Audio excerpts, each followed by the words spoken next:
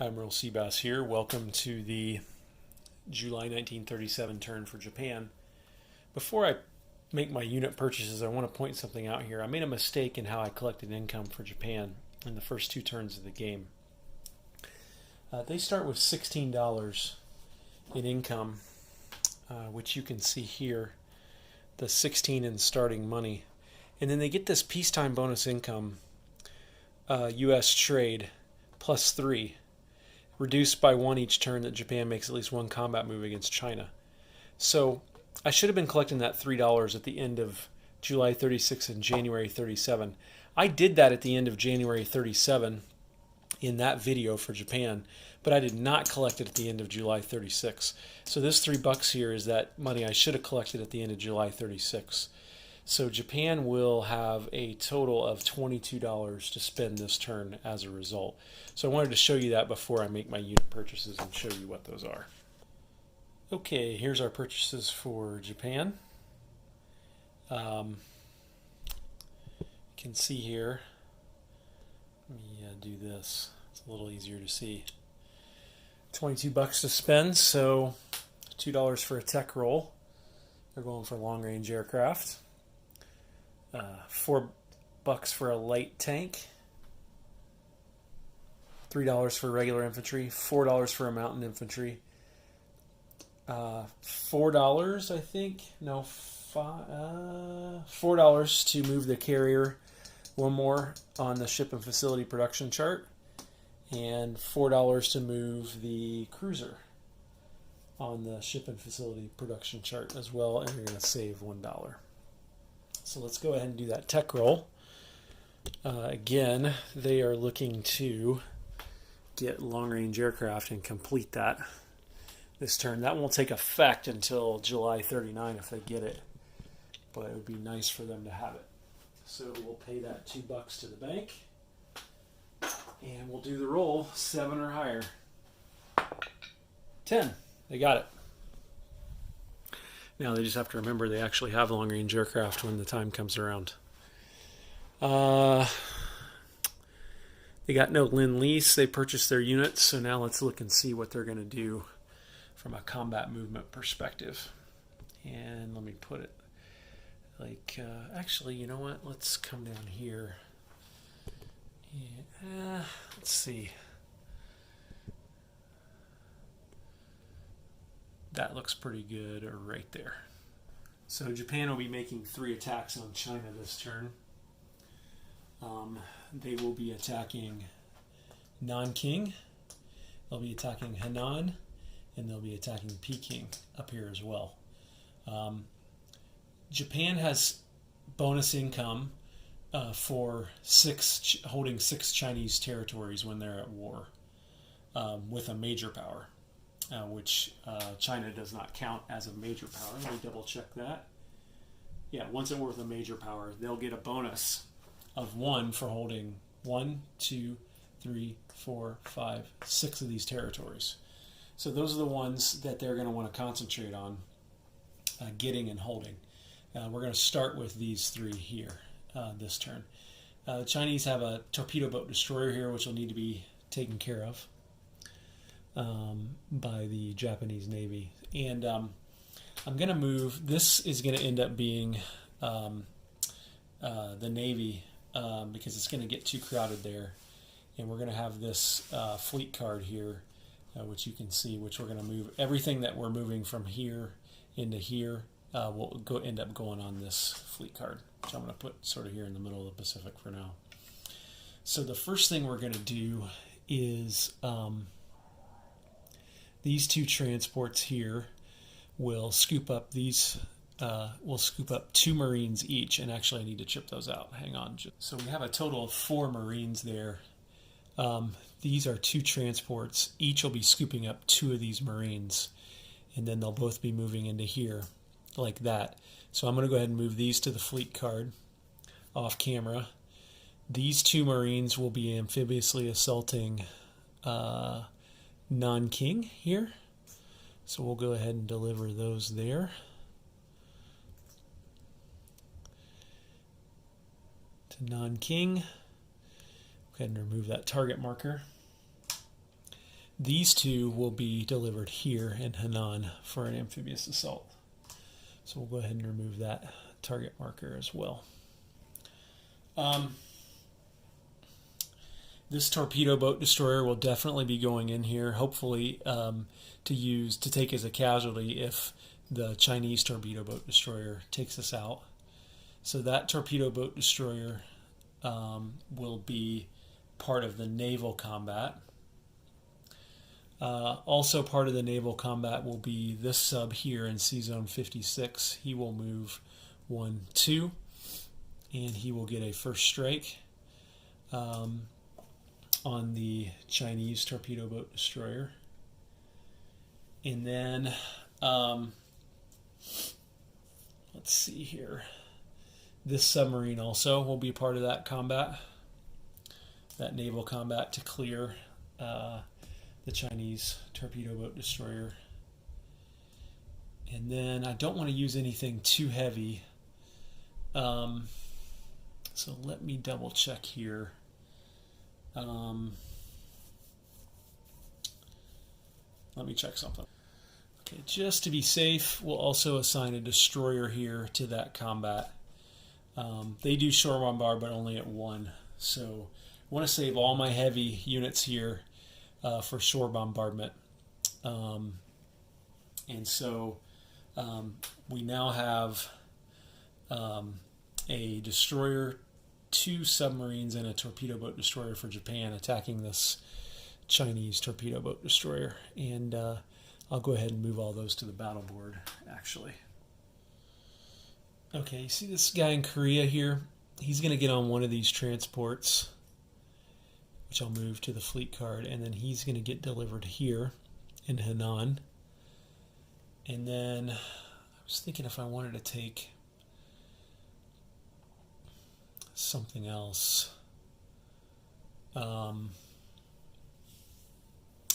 into Henan as well, just in case. Probably not. Let's just leave it at that for now. All this other stuff, let me go ahead and get this worked out here. Let me think about this for a minute. Okay, I got a bunch of stuff here in Johol, and most of it's going to go into Peking. But I need to chip out these infantry. Got 5 infantry here. And I'm going to take 3 into Peking. Let's go ahead and remove that target marker. The Warlords have 3 infantry there. So we're going to take 3 infantry. We're going to take this motorized. We're going to take this tank in there as well. Like that. Getting a little crowded in here, and this is a 4x8 map. That's going to leave 2 infantry behind. I'm a little worried about these 2. These will become Chinese, so I'm not that worried about a counterattack here. So I think I'll leave 1, and I'm building 3 more units here next turn. So I think I'll take another infantry down here on that transport and move them down there. I'm not at all worried about a counterattack into Nanking. I am a little bit worried about a counterattack into here. So I'm going to take a little more into there. And then now I got to assign these airplanes and see where they're going to go. And I've got all this naval air down here as well. So let's see here. We've got this probably doesn't need any air power because we've only got 1 guy that we're dealing with. So we'll want to assign some shore bombardment to that one. And I'll split all my shore bombardment between these 2 because these are amphibious assaults. So we want to assign all the air power to here or here. And they got 3 infantry each. So, and we've got 1 fighter, 2 fighters, 3 fighters, 4 fighters, and 3 tactical bombers. So let me think about that for a second. Okay, so this fighter will go 1, 2, and support that amphibious assault. And he's in an air base, so he'll have 3 left in his fuel gauge. let's do that.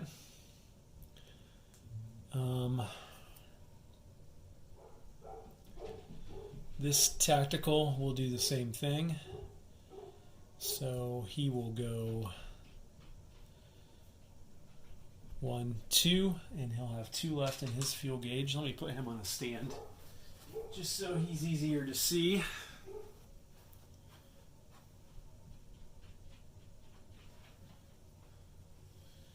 So he's also in there, and he has 2 left. And then we'll take one of these fighters and do the same thing. So he'll also have 2 left. Get him on a stand as well. He's also on 2.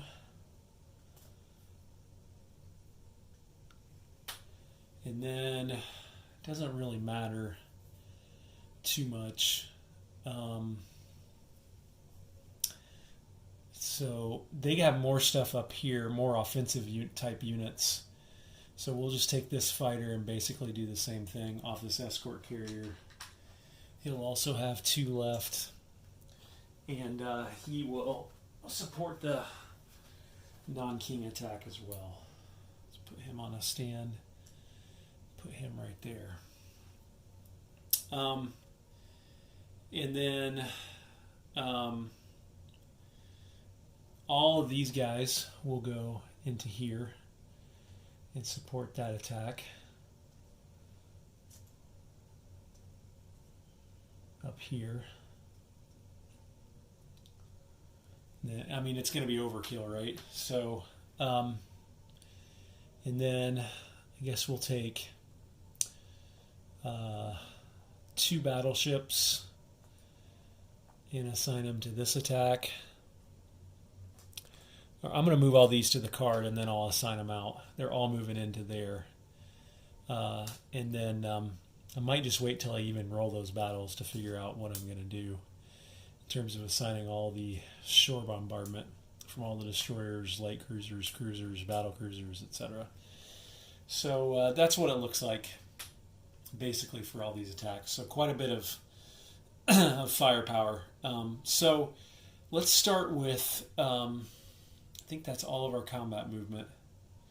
So let's start with the naval battle because we're gonna start with the amphibious assault on non-king here, and before we can do that amphibious assault, we have to clear that Chinese torpedo boat destroyer out. So I've already got that set up over here.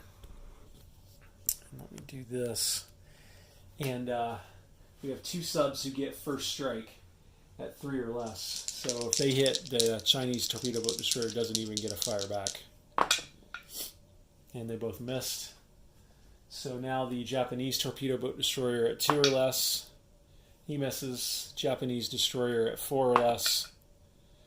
Not a good start for the Japanese Navy. Chinese torpedo boat destroyer at 2 or less, miss. So now torpedo boat destroyer for Japan at 2 or less, miss. 2 subs at 3 or less, double 12s, destroyer at 4 or less. Finally, there's the hit. Now the Chinese torpedo boat destroyer shoots back at 2 and he misses. So we'll go ahead and move all these over here onto the fleet card. And now we will assign, again, just in the interest of simplicity, the shore bombardment of the Japanese, and we will assign 1 battleship, 2 battleships, and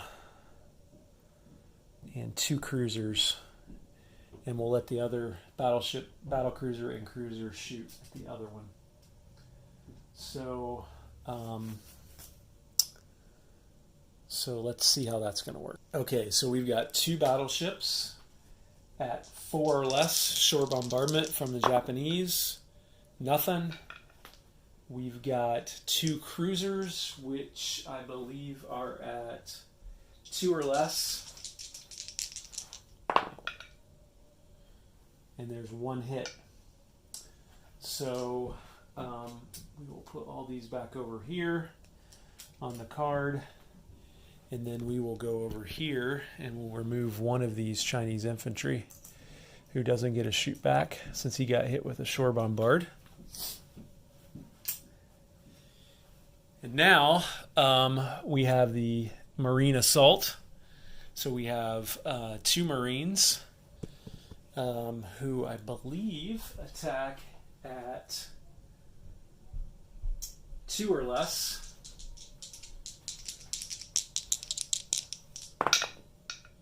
There's 1 hit. And then we've got 3 fighters at 6 or less. All we need is 1 more hit because the Chinese only had 2 infantry left. They didn't hit. And then 1 tactical at 7. That's a hit. So the Chinese then shoot back. They're dead. They shoot back at 4 or less. Oh, wait a minute. They're in a city. Let me check that. Yes, since they're in a city, these infantry will defend at 5 or less, not 4 or less. So this would be really bad if they roll 2 5s. Let's see what happens. Oh, look at that, a 5 and a 6. So on amphibious assault, first round, they're double casualties, but Marines can absorb 2 casualties each. That's why Marines are so important. So Japan has taken Nanking and has lost a single Marine in the process. So let me get a piece of pie for Japan and put that on there. And then let me go ahead and do the Japanese income increase. They're going to go up 2 for that, for Nanking. Okay. So, man, there's a lot going on in these assaults and combats. Way more than Axis and Allies. So, let's see, all these planes were in Nanking here. Let's push those over there. So now we've got another amphibious assault here in Henan. We've only got 1 single infantry there. So this shore bombard we're going to have is a battleship, a battle cruiser, and a cruiser. So the battleship, all we need is 1 hit, and then we don't even have to do anything else. So let's see if we can get it. Battleship at 4 or less. Miss. Battle cruiser at 3 or less. Miss. Destroyer or cruiser at 2 or less. Miss. Shore bombardment not nearly as powerful in this game, by the way, as Axis and Allies. Oh, and we've also got 2 destroyers at 1 or less. Nothing. And then we've got a light cruiser. The light cruiser also shore bombards at 1. Really need to get this if you're the Japanese. And it missed. All shore bombards missed. All 6 ships I had going. So now we've got 2 Marines at 2. Nothing. And we've got 2 regular infantry at 2 or less. Finally got the hit. And this is not a city or a mountain. So this will just be 4 or less for the Chinese. And again, double casualties. Miss. Doesn't matter. So he's dead. And we put another Japanese roundel on the board. And that's $2 more increase for Japan. These guys all made it ashore, which is really nice. So now next turn, maybe I can take these two Marines down here and hit this one with an amphibious assault, leave these 2 guys here. So that was kind of part of my thinking there. And let's go ahead and increase their income up to 23. So then we've got one more battle up here. We got no shore bombards here, and it's not an amphibious assault. And there's 3 Warlord infantries defending. I'm not going to move this to the battle board. And let's just go ahead and roll. We don't have any first strikes or any. We've got 3 infantry, a motorized, a light tank. It's a city though, so these guys all defend at 5 or less. It's not mountain. It's not mountain border either. So let's go ahead and roll the planes first. And we've got 2 tacticals at 7 or less. It's 1 hit. Got 1 fighter at 6. Another hit. We've got a light tank at 4. Miss. And we've got a motorized and 3 regular infantry, all at 2. Nothing. So we got 2 hits from the Chinese. They're in a city, so they will shoot back at 5 or less. Oh, 1, 2, 3 hits. Wow. Unbelievable. So, the Chinese will lose 2 infantry, or the Warlords will lose 2 infantry. And man, 3 infantry for the Japanese, who will keep going. So 2 tacticals at 7. That's the hit they needed. And then the Warlord infantry will shoot back at 5 or less. And he misses. So he's dead. Another piece of pie there for Japan. But that was pretty costly, I'll have to say. They do get $2 though. And these guys will be tempted to then counterattack into there, even though it'll be tough. So let's go ahead and increase Japanese income again by 2. 1, 2, at 25. Pretty good haul for Japan there for 1 turn of attack against China. And they got 3 of the 6 that they'll need for their maximum wartime bonus income as well. So let's contemplate non-combat movement here, and then I'll be back. Okay, so this coastal sub, first of all, is going to go here, like that. These are all going to go back where they came from, basically. So this guy will go back to Korea. And actually, you know what? I think these 2 carriers will just move into the sea zone to support operations against China. So we'll just land those planes on those carriers on the fleet card. So we'll just pick all these up like that. And then you won't see this, but off camera, they'll be landing. Hear that clicking of the magnets? That's those planes landing on those carriers. So, and then let me go ahead and remove all these.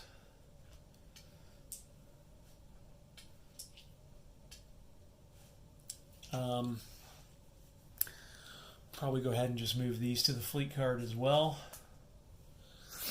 just to keep things simple.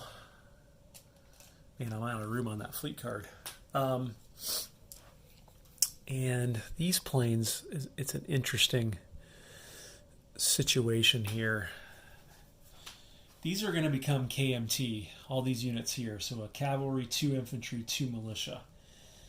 Don't think the militia can move, and I don't know these planes. I don't know if they can fly over Japan.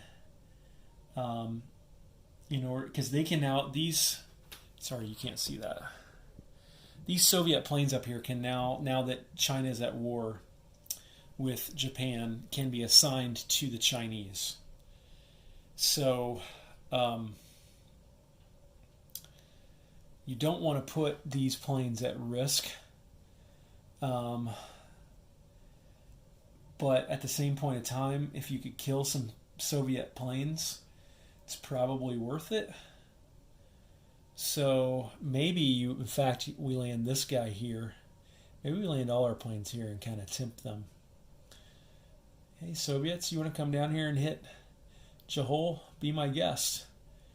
You're going to have to take on 2 TACs and 2 fighters to do that. So we'll do that. We're probably going to pull this guy back here. Actually, we'll pull him into Jahol to reinforce that.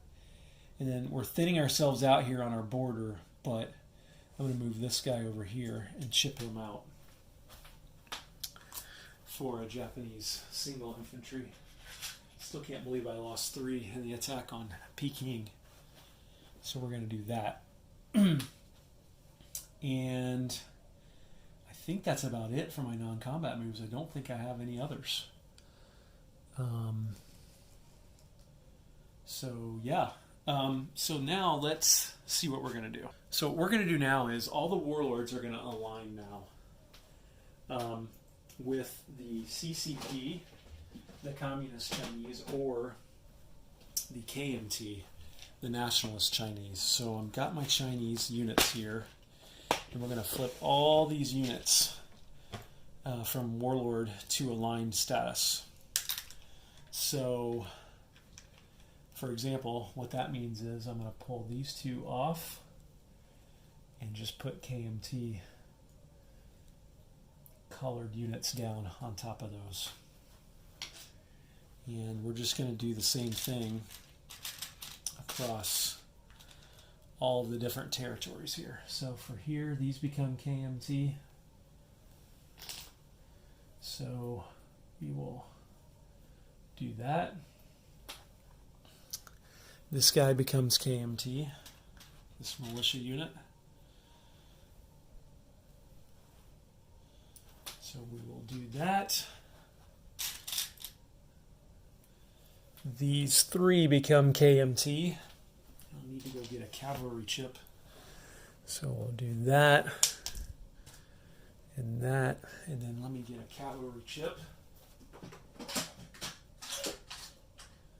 Tell you, never a bad thing if you can afford it to buy extra markers for this game, because some of them, like mountain and cavalry, I thought I had plenty, and I'm thinking I might be running short. So there's a cavalry. Now, as we discussed in my rules videos, these become KMT, and there's a mountain there. Speaking of mountain infantry, so forgot about those guys in Tibet.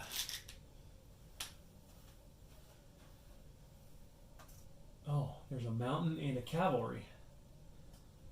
So need another cavalry marker.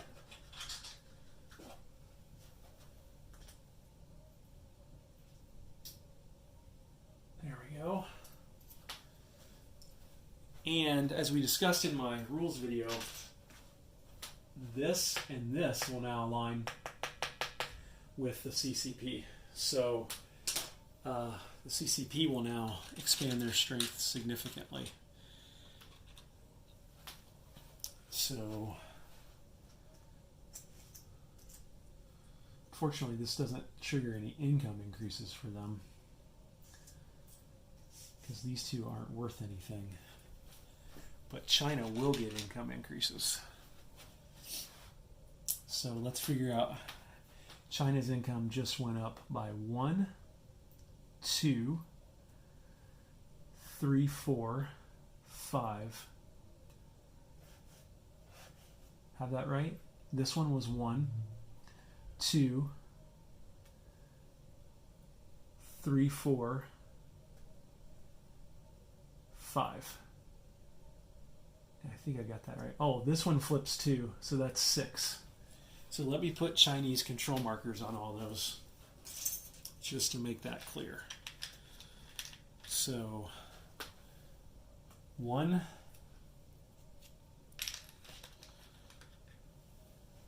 2, 3, 4. That's one single province there that wraps around Hong Kong. 5, and 6 right here. That's $6 of income increases for, and let's go ahead and do this. Even in the, let's put a marker on the ones that don't even have an income value. So Tibet, for example, we'll get one now as well. I think I got everything covered. And then CCP will take possession of this one, that one. So CCP just basically doubled the size of their army. So, and China goes up $6 from 6 to 12. So China can buy some stuff now. CCP didn't go up, unfortunately, but China did. So let's go ahead and place units now. I think I'm done with all my aligning. I think I'm done with all my non-combat moves. Yeah, I think we're good to go. So these two get moved up one each.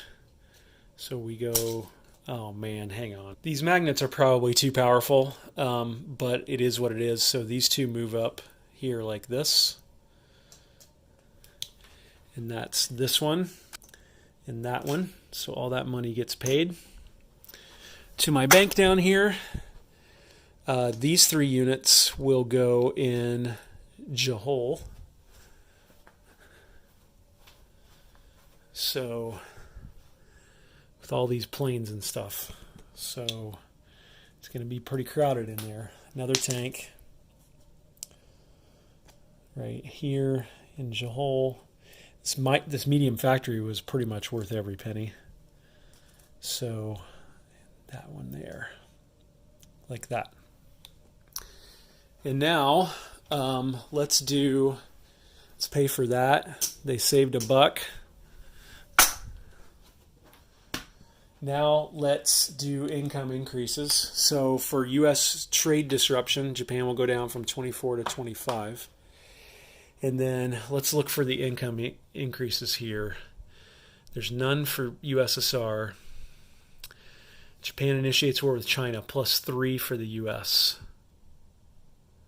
So U.S. goes from 6 to 9. Anzac, Japan initiates war with KMT. They go up by 1. There we are. These magnets are really strong. FEC, Japan initiates war with KMT, +1. So they go to 6. UK, Japan initiates war with China, +1. You go to 14. Come on now. Okay, and France goes up 1 as well to 6. Let's see, Germany, we already did the U.S. trade increase. That's it. So Japan will collect $24, which means they add to the one they had. So we'll pick out a 20 here and a 5-er. And Japan will have $25 to spend next turn. Quite a turn for Japan. Very long turn. Definitely the longest turn I've had in the game. Japan increased their income by $5. And a lot happening in that game. So much fun. There's so much richness to this game. I just can't get enough of it. So I hope you enjoyed this. I know I did. Admiral Seabass signing off.